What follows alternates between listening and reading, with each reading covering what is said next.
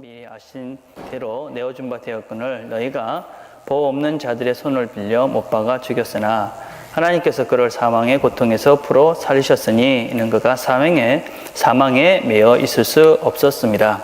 다윗이 그를 가리켜 이르되 내가 항상 내 앞에 계신 주를 배웠으며 나로 요동하지 않게 하기 위하여 그가 내 우편에 계시도다.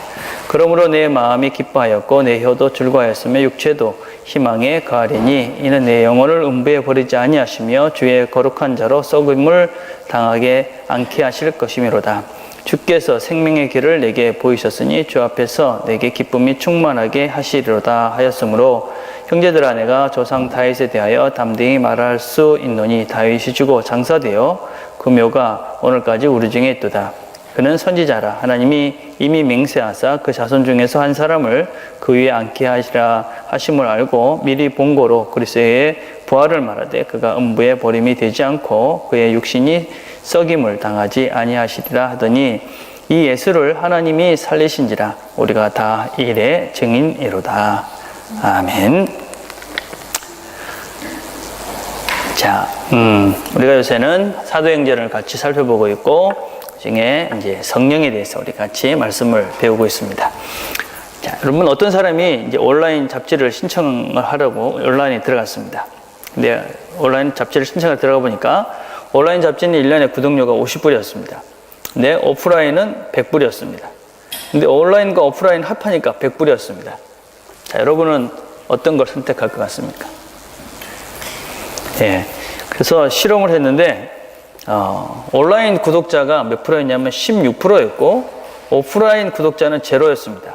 근데 두 개 다 100불짜리를 한 사람이 84%가 됐다고 그럽니다. 그러니까 처음에는 50불짜리를 하러 갔는데 오프라인과 온라인이 100불이다 그러니까 그냥 100불짜리를 한 사람이 많았다는 거예요. 이런 거를 미끼 판매법이다 그렇게 얘기한다고 그럽니다. 옛날에 그런 것들이 많았습니다. 그 슈퍼의 그 백화점에서 그 명품을 이렇게 뭐 10,000원이다 그래 놓고 사람을 믿게 해놓고 그죠. 그래서 10,000원짜리 살아가서 뭐 10만 원치 사가오고 뭐 이런 거잖아요. 그죠? 친구를 만나서 뭐 이렇게 운동하자 그랬는데 만나서 운동은 한 뭐 10분 하고 이제 2시간 동안 이제 카페에서 이제 차를 마시고 노는 뭐 이런 것들 그죠? 이런 거를 이제 우리가 이제 주객이 전도됐다 뭐 이런 얘기들을 합니다. 그죠?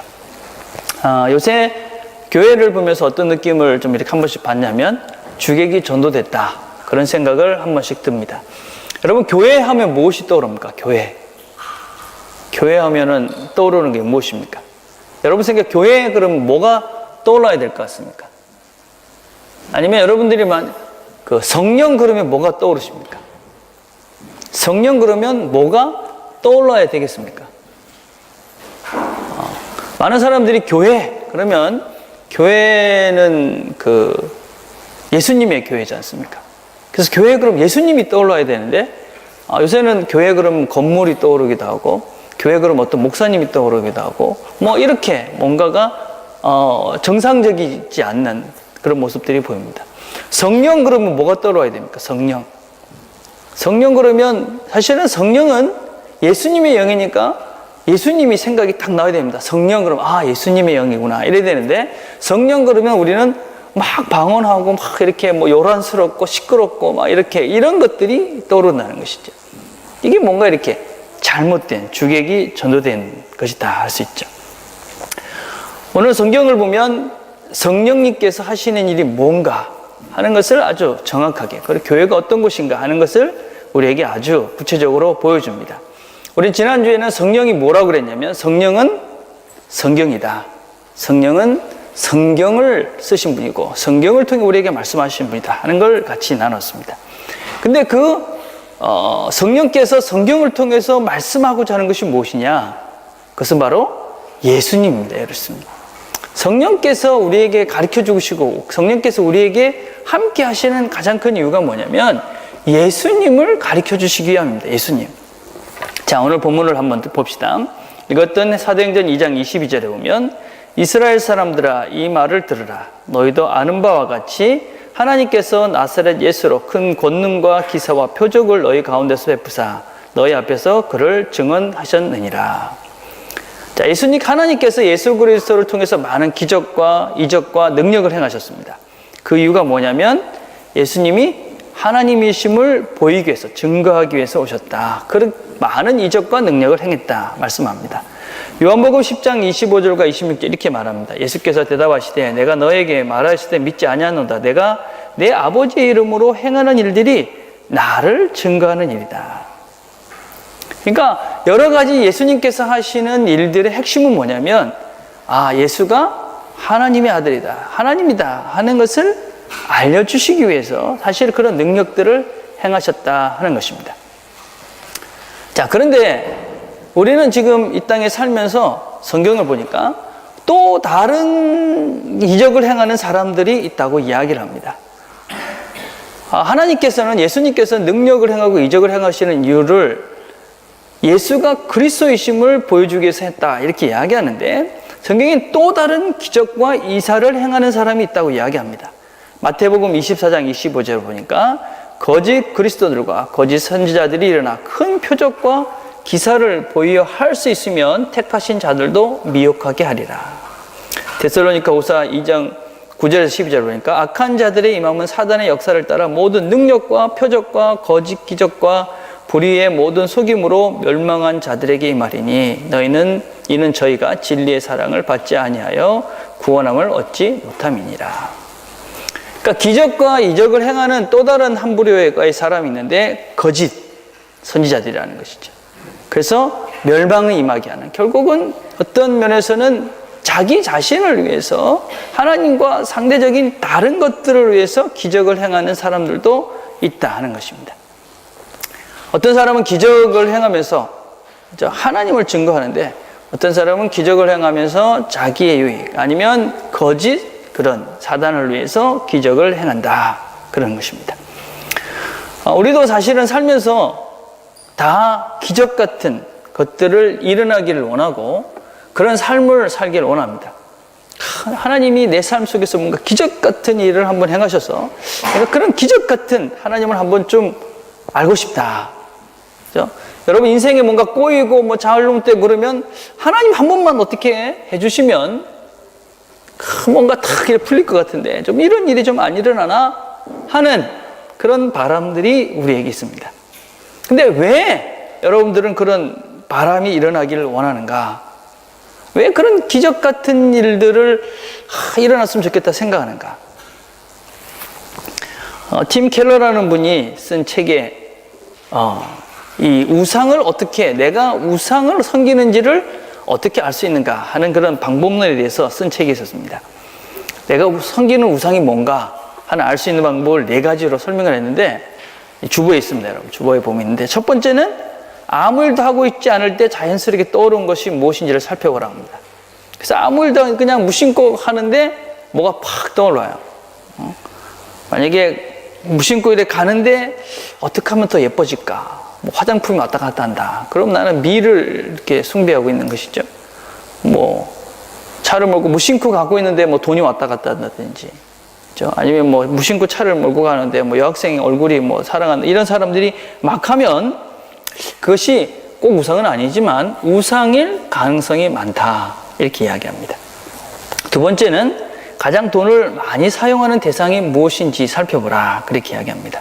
우리는 내가 이렇게 섬기는 대상, 또 내가 좋아하는 것에는 아낌없이 돈을 사용하게 하지요. 그래서 지나치게 돈을 많이 쓰고 있다. 그러면 내가 그것이 나의 우상일 가능성이 아주 많은 것이죠. 세 번째는 기도가 응답되지 않았을 때, 또 내가 뜻대로 되지 않았을 때 어떻게 반응하는지 살펴봐라. 그렇게 이야기합니다. 내가 기도를 막 했는데 잘 안 됐습니다. 그럼 실망하지만 이내 마음을 추스리고 그래, 하나님 또 다른 뜻이 있겠지. 지금 괜찮은데 만약에 그렇지 않고 내가 기도를 했는데 뭐가 되지 않았어. 그래서 하나님께 분노하고 절망하고 계속 하나님 이러면 그것이 우상일 가능성이 크다 하는 것입니다. 네 번째는 감정을 통제할 수 없을 정도로 지나치게 반응할 경우, 그것이 우상일 가능성이 많다 이야기합니다. 어떤 일에 격분을 하게 되잖아요. 화가 팍 나요. 예. 만약에 지식이 우상인 사람은 누군가가 내보다 똑똑하다, 공부를 그러면 이제 그게 좀 화가 나죠. 만약에 자식이 나의 우상인 사람은 누가 자식에 대해서 좀 못생겼다든지 뭐 잘못한다 그러면 화가 뭐 확 올라오는 것입니다. 명예가 우상인 사람은 그 자기를 조금 자존심을 건드리면 못 참는 것이죠. 만약에 만약에 우상인 사람은 어떤 물질적인 손해를 봤을 때는 결단코 못 참는 것이지. 그래서 내가 어떤 우상을 섬기고 있는지를 알기 위해서 이 네 가지를 한번 생각해 보라는 것입니다. 어떤 것 같습니까, 여러분? 여러분 뭔가 이렇게 지금 우상이 되어져 있는, 난 이거 좀 우상인 것 같아. 그런 게 보이십니까? 여러분의 삶 속에서 이런 기적 같은 일들이 일어나기를 왜 원하는지를 한번 생각해 보셔야 됩니다. 우리가 크리스찬이면, 내가 그리스도인이면 내 삶 속에서 하나님이 함께 하시면서 뭔가 기적 같은 삶들을 기대하면서 사는데 정말 그 일들이 일어나기를 원하는 것이 예수님 때문일까? 아니면 내가 지금 원하는 그런 우상 때문일까? 한번 심각하게 생각을 해봐야 된다는 것입니다. 누가복음 5장 11절에 보면 그들이 배들을 육지에 대고 모든 것을 버려두고 예수를 따르니라. 이 말씀은 어떤 말씀이냐면 베드로가 물고기를 잡으러 갔습니다. 물고기를 잡는데 밤새도록 한 마리 못 잡았어요. 예수님이 나타나가지고 깊은 데 가가지고 그물을 던져라. 그래가지고 사실은 그 베드로는 어부지 않습니까? 물고기 잡는 데 전문가입니다. 근데 보통 때는 낮에 깊은 데 들어가면 고기가 안 잡힙니다. 그렇지만 예수님이 하라고 그랬으니까 좋습니다. 당신이 그러니까 내가 가지요. 그래가지고 깊은 데 가가지고 이 그물을 던졌습니다. 고기를 엄청 잡았잖아요. 얼만큼 잡았냐면 배에 가득하고 넘칠 정도로 고기를 잡았습니다. 그러니까 만선을 이룬 겁니다. 뭐 쉽게 얘기하면 뭐 대박이 터진 겁니다. 고기를 대박 잡은 겁니다. 자, 고기를 막 잡아가지고 딱 들어왔습니다. 그 다음에 어떤 일이 일어났습니다. 여러분들 고기를 그렇게 한꺼번에 왕창 잡고 나면 어떻게 해야 되겠습니까? 이야, 그거 팔아가지고 뭔가 이 파티를 하고, 이야, 대박 났어. 이래야 되는데, 그 예수님 베드로와 그 제자들은 어떻게 됐냐? 그들이 베드로를 육지에 대고 모든 것을 버려두고 예수를 따르니라. 대박이 났는데 그거를 두고 예수님을 쫓아간 것입니다. 어떻습니까? 우리가 그럴 수 있을까요? 내가 원하는 것들을 막 해가지고 지금 딱 했는데 하나님이 역시 예수님이 역시 하나님이셨구나. 그걸 깨달아가지고 그 모든 하나님이 주셨다는 그것보다도 하나님이 더 크시기 때문에, 예수님이 더 크시기 때문에 그걸 버려두고 예수님을 쫓아갈 수 있을까? 만약에 여러분들이 그런 마음, 그렇게 주님을 사랑할 수 있는, 정말 여러분의 삶의 어떤 목적이 예수로 되어 있다면 우리는 그런 기적을 경험하며 살 수 있을 것입니다. 여러분, 기적이, 하나님께서 우리에게 기적 같은 일들을 베푸시는 이유가 무엇이냐? 그것은 삶의 변화입니다. 변화. 우리가 하나님께서 기적 같은 일을 베푸셨을 때 이 사람이 변한다. 이 사람이 예수를 믿겠다. 예수에 올인하겠다. 그러면 하나님은 우리의 삶 속에 기적 같은 일들을 베푸십니다. 그러나 그렇지 않다면 여러분은 기적을 꿈꿀 수는 없는 것이지요. 하나님이 예수 그리스도를 통해서 이적과 능력과 그런 기사를 행하신 이유는 예수가 하나님이심을 보이기 위한 것이었습니다. 자, 두 번째 우리 본문을 봅시다. 또 성령님께서 이 베드로를 통해서 예수에 대해서 말씀하고 있는데 무엇에 대해서 말씀하고 있느냐? 예수님의 죽음에 대해서 이야기를 하고 있습니다. 사도행전 2장 23절에 보면 그가 하나님께서 정하신 뜻과 미리 아신 대로 내어준 바 되었거늘 너희가 법 없는 자들의 손을 빌려 못 박아 죽였으나. 자, 지금 베드로는 지금 유대인들이 이렇게 많은 수천 명이 있는 가운데 설교를 하고 있는 것입니다. 근데 설교를 하면서 뭐라고 이야기하고 있는 거냐면 하나님께서 예수님을 정하신 뜻대로 이렇게 내어줬고, 그리고 너희가, 이 설교를 듣는 너희가 법 없는 자, 이 법 없는 자들은 로마인들 이야기하죠. 로마인들의 손을 빌려서 죽였다. 십자가에 못 박아 죽였다. 그렇게 이야기하고 있는 것입니다. 자, 근데 정말 그 설교를 듣고 있는 사람들이 예수님을 죽였습니까? 그 당시에 예루살렘은 보통 3만에서 5만 정도의 사람이 살았다고 그래요. 근데 6월절이 되면 30만에서 50만 정도 되는 사람들이 6월절 때는 예루살렘으로 모여들었다고 합니다. 그러니까 많은 사람들이 우리나라 명절처럼 6월절이 되면 예루살렘에 흩어졌던 사람들이 6월절에 모인 것입니다. 그리고 이제 파티를 하고 6월절을 지내는 것이죠. 그래서 수많은 사람이 계속 왔다 갔다 하는 것입니다. 33만에서 5만 빼놓고는. 그러니까 수십만에 되는 사람들이 왔다 갔다 했기 때문에 사실은 이 설교를 듣고 있는 이 사람들은 지금 예수님이 돌아가시고 난 다음에 50일이 지나고 난 다음에 일어난 일이기 때문에 그 설교를 듣는 사람들 중에는 예수님을 정말 직접 죽일 사람은, 그 일에 직접 관계된 사람은 거진 없었다고 볼 수가 있습니다. 그런데 베드로는 설교를 하면서 뭐라고 얘기했냐면 너희가 예수를 십자가에 못 박아 죽였다, 그렇게 이야기합니다. 십자가에 못 박아 죽겠다, 이 말은 영어로는 이 완료형을 썼어요. 그래서 have crucified 이렇게 돼 있죠, 그죠? 영어를 잘 못하잖아요, 여러분, 그죠? 무슨 뜻인지 잘 모르죠, 그죠? 예, 끝난 이야기다 이런 얘기예요. 근데 원래는 해석이 잘못된 거예요. 헬라어의 말의 문법적인 뜻은 이것을 우리가 아오리스트라는 시제, 아오리스트. 처음 들은 말이죠, 그죠? 예. 아오리스트라는 말의 뜻은 무엇이냐면 시제가 뭔지는 아시죠, 여러분, 그죠? 우리는 과거, 미래, 뭐 현재 이렇게 과거, 현재를 나누잖아요, 그죠? 근데 히브리 말에는, 이 헬라어에는 독특한 시제가 하나 있어요. 그게 뭐냐면 부정형이라는 것이 있어요, 부정형.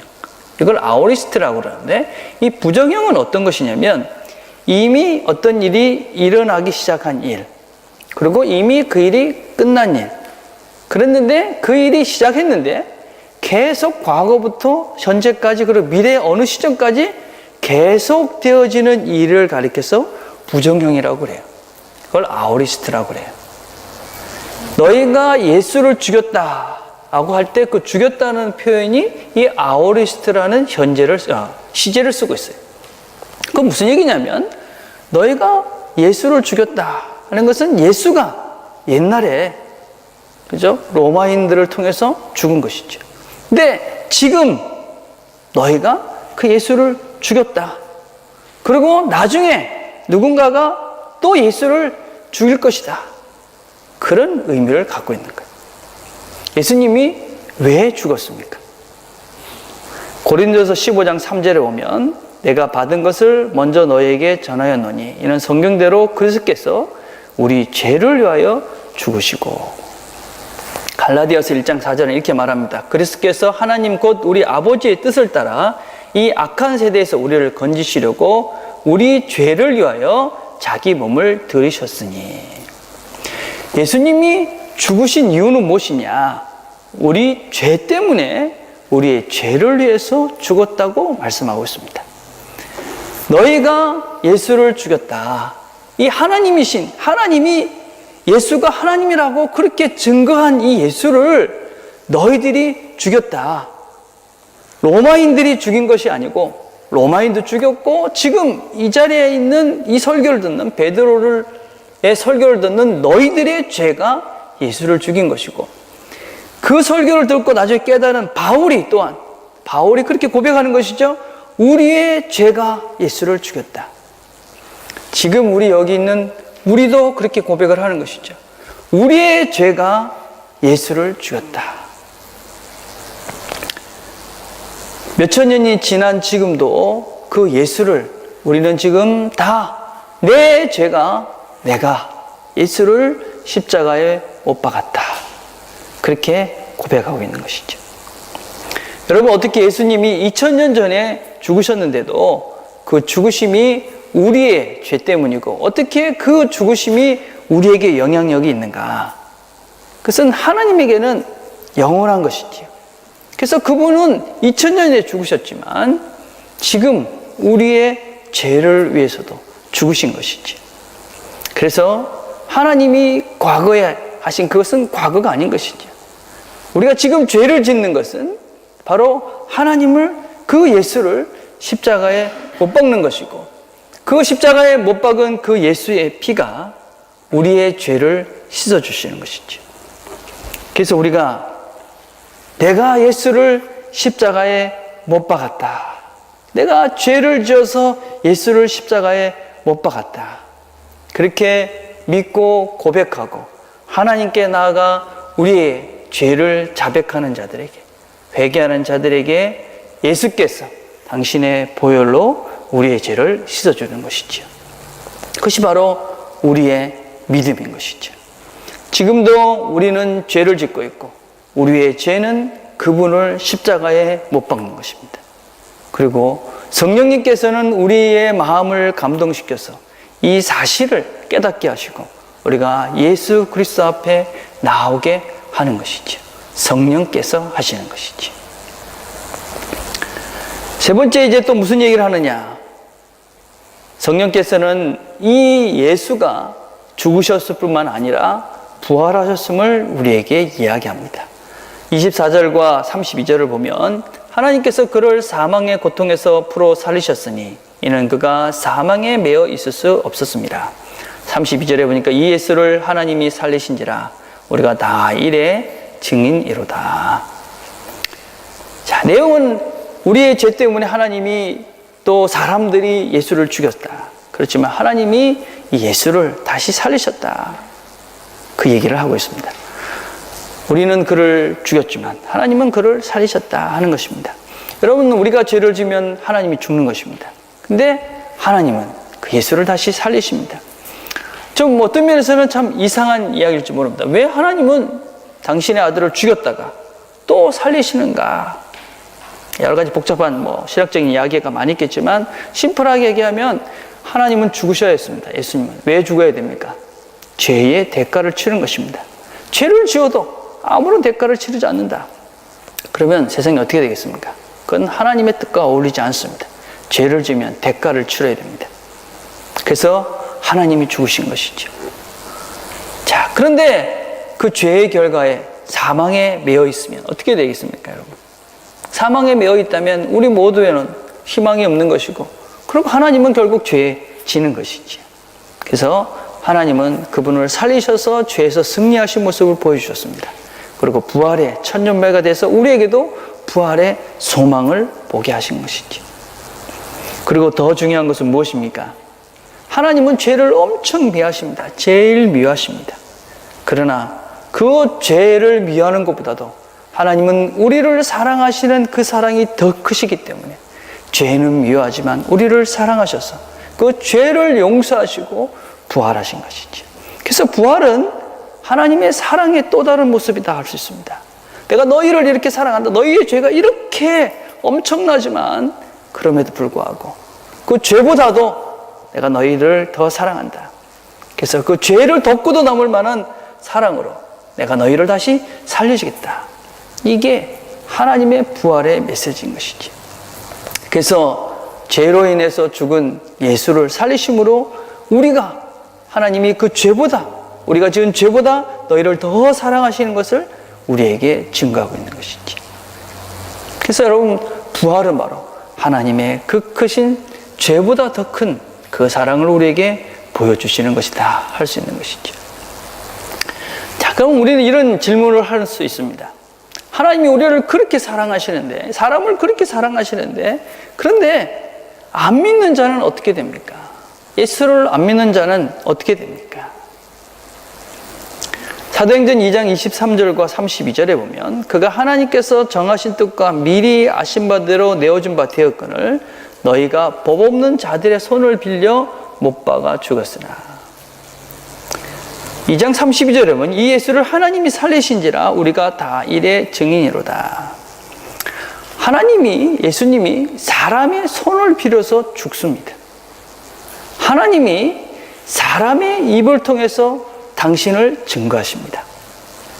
하나님은 모두를 다 사랑하십니다. 그런데 어떤 사람은 그 손으로, 그 사랑하는 그 하나님을 자기 손으로 못 박아 죽입니다. 어떤 사람은 하나님의 그 사랑을 알기에 그 사랑을 증거하면서 살아갑니다.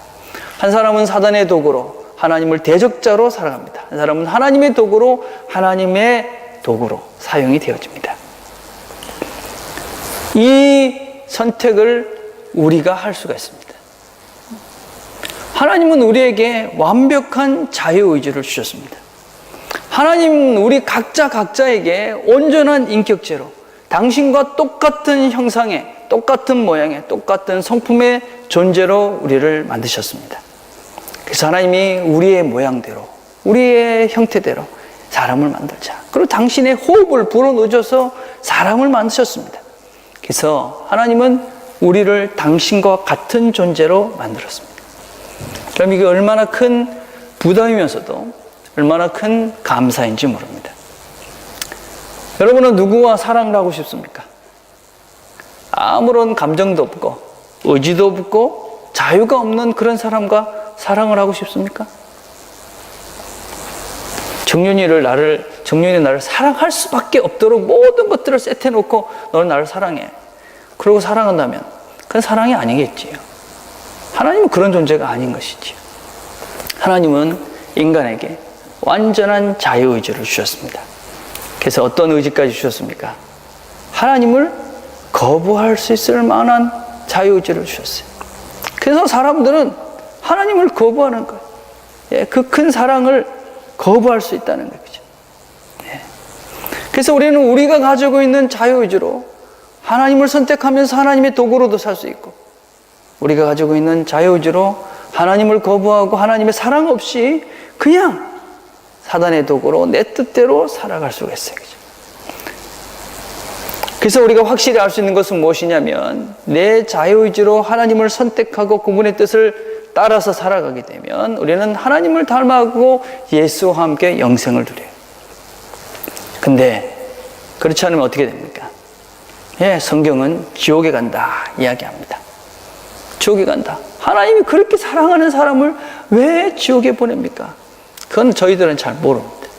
그 다음에 어떻게 된 일인지는 모르지만, 지옥 그 다음에 무엇이 있을는지는 모르지만, 분명한 것은 무엇이냐? 우리가 우리의 의지로, 하나님이 우리에게 주신 그 자유의지로 하나님을 선택하고 하나님을 닮아가기를 애쓰고 그분의 삶을 따라가면 영생의 길을 사는 것입니다. 물론 나중에 보면 그것 하나님의 은혜인 것을 깨닫습니다. 그러나 지금은 여러분이 선택해야 하는 것이죠. 여러분의 자유의지로 그분을 선택하면 여러분이 무엇이든지 선택할 수 있는 것이지. 그분의 적으로 아니면 그분의 도구로. 우리가 금요일마다 영화를 하나씩 봅니다. 이번 주에는 우리가 더 웨이라는 영화를 봤어요. 그죠? 더 웨이. 산티아고라는 그 스페인의 800km 되는 길을 걷는 이야기입니다. 혹시 뭐 이렇게 산티아고, 인생이 좀 황당하고 뭔가 이렇게 생각을 정리할 필요가 있다. 그럼 산티아고를 한번 걸어보면 좋을 것 같아요. 저희들의, 우리 집사람과의 꿈 중에 하나입니다. 돌아가시기 전에 한번 가봐야 될 길 중에 하나입니다. 예, 그 영화를 보면 그 중에 이런 이야기가 있습니다. 시작할 때 어떤 얘기냐면, 삶은 선택이 아니라 그냥 살아가는 거다. 그런 얘기를 합니다. 예, 많은 의미가 있죠. 그죠? 근데 삶은 선택이기도 하고 사는 것도입니다, 여러분. 삶은 그냥 살아가는 것 아니죠. 그죠? 선택을 해야지 됩니다. 근데 어느 순간에는 그냥 선택했기 때문에 살 수밖에 없을 때도 참 많습니다. 내가 우리 집사람을 선택했으니까 결혼해서 그냥 사는 거죠. 그죠? 결혼 살면서 이 선택이 맞나 틀리나, 뭐 저 다른 사람 선택할까 막 이러자는 거니까. 그죠? 여러분, 뭐 아기를 낳았잖아요. 그죠? 그럼 사는 거예요. 또 여러분 또 누구의 자식으로 태어났잖아요. 그냥 사는 거예요. 그래서 어떤 때는 그냥 살기도 하고, 어떤 때는 선택을 해야만 할 때도 있어요. 살아야 될 때도 있고, 또 선택을 해야 될 때도 있죠. 그죠? 근데 중요한 것은 무엇이냐? 우리가 선택을 해도 되고, 어떤 때 그냥 살아도 돼요. 근데 그렇게 우리가 선택을 해야 되고 또 살아야 될 때 우리가 무엇이 생각이 나느냐 하는 것은 우리의 본질이다라고 할 수 있어요. 여러분, 무엇을 선택해야 될 때 누가 생각이 납니까? 무엇이 생각이 납니까? 내가 지금 살아가는 매 순간순간마다, 저 교회 말고 바깥에서 일하면서 그냥 사람들과 살면서 무엇이 생각이 납니까, 여러분? 예. 내가 성령의 사람인 것을 어떻게 알 수 있느냐?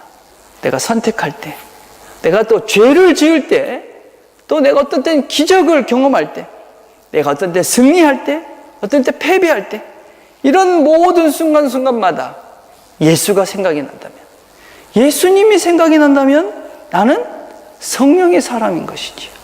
자, 여러분이 누구를 선택할 때, 배우자를 선택할 때, 그죠? 여러분의 직장을 선택할 때, 어디를 가야 할 때, 그죠? 또 오늘 하루를 보낼 때, 뭐가 생각이 나느냐 하는 것입니다. 그 순간에 예수가 생각이 난다.